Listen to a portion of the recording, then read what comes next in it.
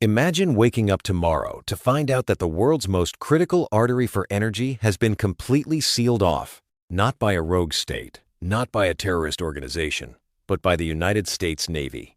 It sounds like the opening scene of a geopolitical thriller, but it is exactly what is unfolding right now in the Middle East. We are looking at a scenario where a military ceasefire is indefinitely extended, yet a total naval blockade remains firmly in place.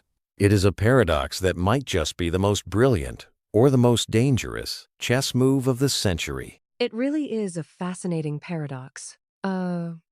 We are essentially telling an adversary, we will stop shooting at you, but we are going to completely lock the doors to your economy.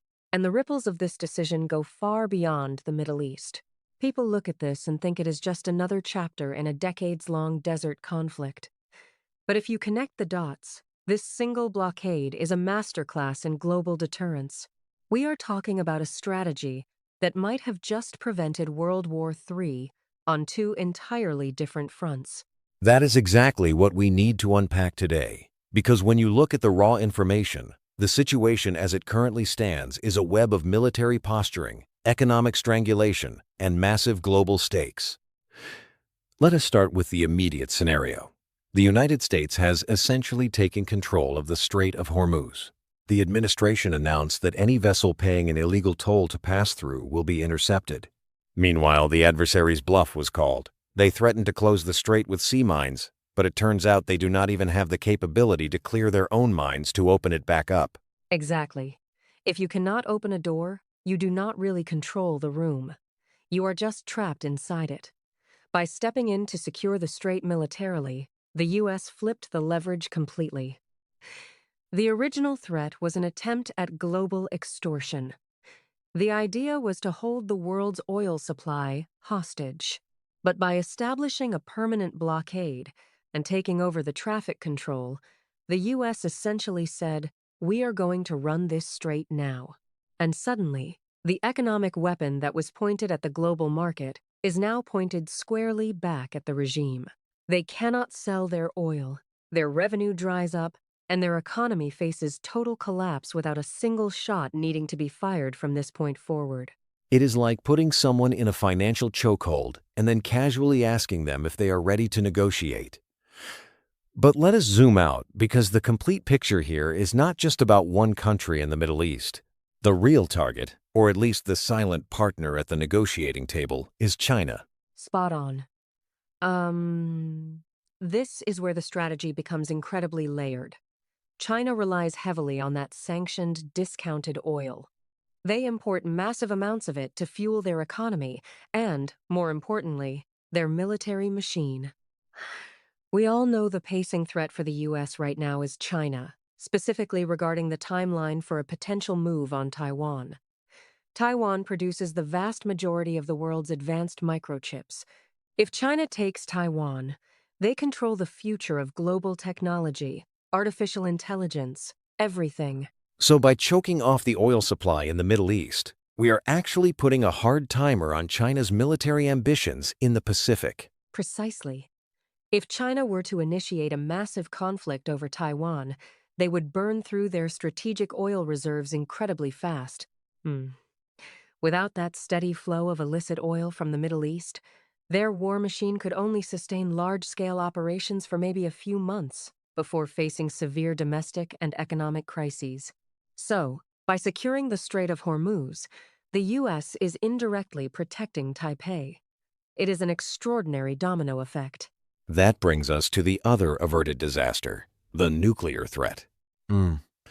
There was a very real timeline, potentially just months away, where this regime could have enriched enough uranium to build a functional nuclear warhead paired with ballistic missiles capable of hitting NATO allies. If they had achieved that, the blockade we are seeing today would be impossible. It would be entirely impossible. You cannot park an aircraft carrier off the coast of a nation that can vaporize a major Western city with the push of a button. If they got the bomb, we would be living in a constant state of nuclear extortion. Imagine a scenario where every time they need money, or every time their allies in Beijing need a global distraction, they threaten to launch a weapon unless the international community pays up. It would be a geopolitical hostage situation. By acting now, wiping out their conventional military capabilities and enforcing this blockade, that entire dark future has been erased. It is a profound shift in the global order. To really digest how all these moving parts form a cohesive strategy, I want to run this through a formal framework. Let us break down the most analysis of this complete picture. That is, mission, objectives, strategy, and tactics. I love that approach. Let us start with the mission. The overarching mission here is absolute global stability and the preservation of the current world order. It is about preventing a multi-theater World War III. Right. And falling under that mission are the objectives. I see two primary ones. First, permanently deny Tehran the ability to achieve a nuclear breakout. Second, deter Beijing from attempting a forced reunification with Taiwan by exposing and exploiting their energy vulnerabilities. Then we move to the strategy. The strategy is asymmetric economic strangulation combined with overwhelming technological superiority. Instead of engaging in a bloody, protracted land war, the strategy relies on controlling the global commons, specifically the maritime choke points. You cut off the adversary's lifeblood, their export revenue, and you force their biggest patron to absorb the economic shock. Which leads us perfectly into the tactics, the specific actions being taken right now. We are seeing the deployment of marine boarding parties to intercept non-compliant ships. We are seeing the deliberate extension of a ceasefire to let the economic pressure cook the regime from the inside out. And we are seeing a massive proposed defense budget over $1 trillion to heavily invest in next-generation drones and missile defense domes, ensuring that the U.S. maintains the absolute high ground. It is a textbook execution of hard power, but no strategy is flawless. If we flip the analytical lens and run a SWOT analysis, strengths, weaknesses, opportunities, and threats, the picture gets a bit more complicated. Let us dive into that. The strengths are glaringly obvious. The United States has an unmatched naval projection capability. We saw the combat data, thousands of sorties flown, and the only losses were older generation tech or drones. The fifth-generation fighters and electronic warfare suites are operating with absolute impunity. The technological gap is a massive strength. Another strength is the complete control of the narrative and the timeline. By offering an indefinite ceasefire while holding the blockade, the U.S. looks diplomatic to the international community while maintaining a lethal grip on the adversary's throat. But we have to look at the weaknesses. The most glaring weakness is the strain on the global economy. You cannot shut down a major oil transit lane without causing collateral damage. Global fuel prices will react. Supply chains will feel the friction. And sustaining a massive naval armada halfway across the world is incredibly expensive. That $1 trillion defense budget is going to be a tough pill for the domestic public to swallow, especially with rising costs at home. There is also the weakness of alliance fatigue. European nations and regional partners rely heavily on that strait, being open for their own economies. If this blockade drags on for months, diplomatic fractures could start to form.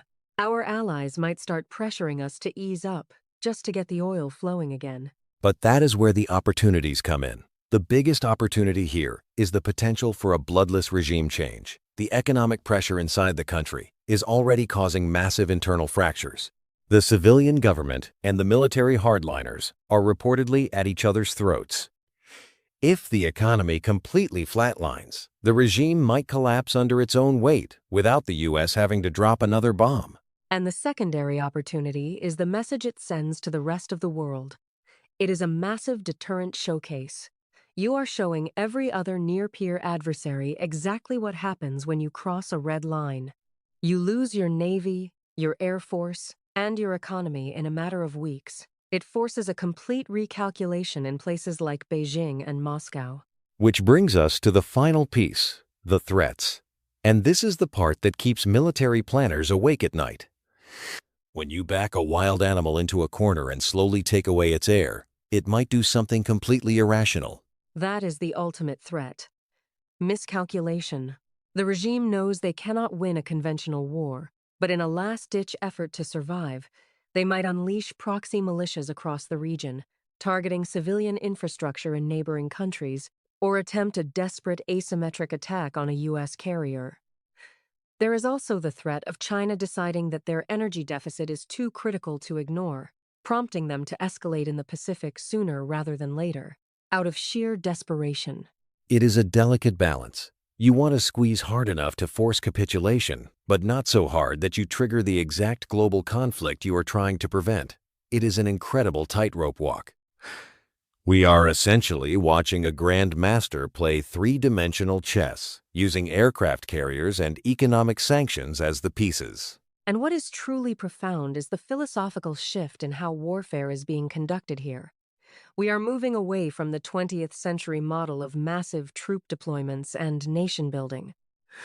Instead, we are seeing the weaponization of logistics and global trade. It forces us to ask a difficult question. Is economic strangulation a more humane form of warfare because it avoids mass battlefield casualties, or is it just a different kind of cruelty that slowly suffocates an entire population to force a political outcome? That is the million-dollar question. It is the invisible cost of this strategy. The military hardware makes the headlines, but the true battlefield is the economy, and the casualties are often the civilians caught behind the blockade.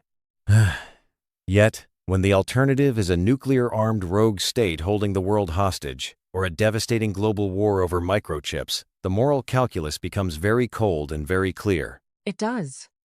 Sometimes the only way to pave a new road to peace is to completely block the old one. The coming weeks will tell us if this gamble pays off, or if the pressure cooker finally bursts. A brilliant breakdown. We are living through a pivot point in modern history, where the absence of a world war is actively being engineered, day by day, on the open water. Thank you for listening, and we will leave you with this to ponder. When the dust settles in the strait, will the world have learned the value of deterrence? Or will we just start preparing for the next invisible war? Keep thinking, and we will see you next time.